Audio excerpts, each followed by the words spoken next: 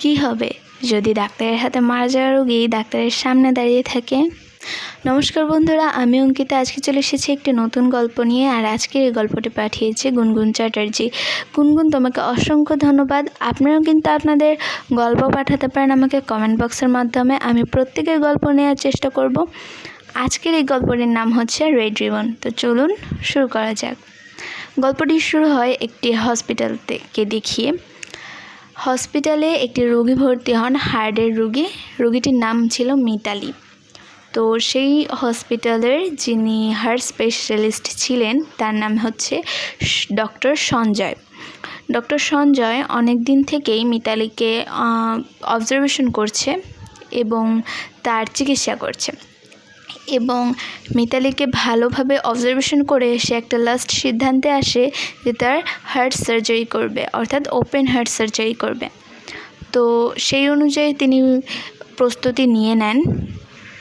তো প্রস্তুতি নেওয়ার সঙ্গে সঙ্গেই তিনি তার ডেট অনুযায়ী তাকে অপারেশন টেবিলে নিয়ে যান, এবং আনফর্চুনেটলি মিতালি অপারেশন টেবিলেই মারা যায়। এবং হসপিটালের নিয়ম ছিল যদি কোনো রোগী মারা যায় তখন তার হাতে লাল ফিতা অর্থাৎ রেড রিবন বেঁধে দেওয়া হবে। তো ডক্টর সেই নিয়ম অনুযায়ী মিতালির হাতে রেড রিবন অর্থাৎ লাল ফিতা বেঁধে দেয়। তো তারপর তিনি অপারেশন রুম থেকে বের হন এবং গিয়ে লিফটের কাছে যান। তারা ছিল 5th ফ্লোরে। তো সেখানে একটি মেয়ের সাথে ডক্টরের দেখা হয়। তো হাই হ্যালোতে কথাবার্তা শুরু হয় এবং ডক্টর জানতে পারে মেয়েটির নাম রিনা। তো তারা লিফটের জন্য ওয়েট করতে থাকে এবং কথা বলতে থাকে।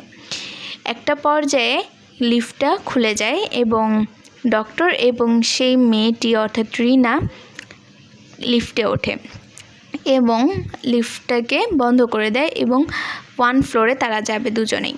তো হঠাৎ করে লিফটটা 3rd ফ্লোরে থেমে যায়। ডক্টর তো কিছুই বুঝতে পারেন না, এবং যখন লিফটটি খোলে তখন একটি মেয়ে বারবার ভিতরে আসার চেষ্টা করছিল, কিন্তু ডক্টর তাকে কিছুতেই ভিতরে আসতে দেবে না। তো পরে এবং অথচ সেই ডক্টরটা তাড়াতাড়ি করে লিফটের দরজাটা আটকে দেয়।